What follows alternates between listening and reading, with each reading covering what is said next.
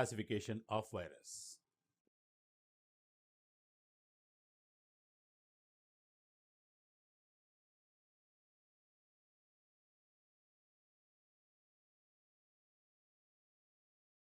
According to ICTV, International Committee on the Taxonomy of Virus, only three hierarchical present: family, genus and species only.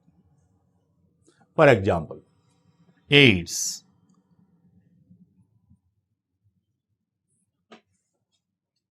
Virus that cause AIDS. Family.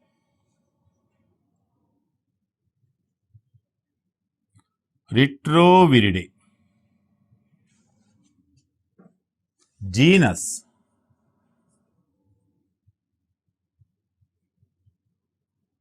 Lentivirus. Species. HIV. That means family suffixed with viridae,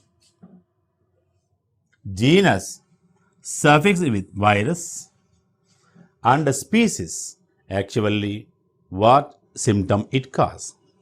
Human immunovirus species. That means AIDS, acquired immunodeficiency syndrome. This is the virus causing disease. And the classification of virus: AIDS virus, family Retroviridae, genus Lentivirus, species HIV.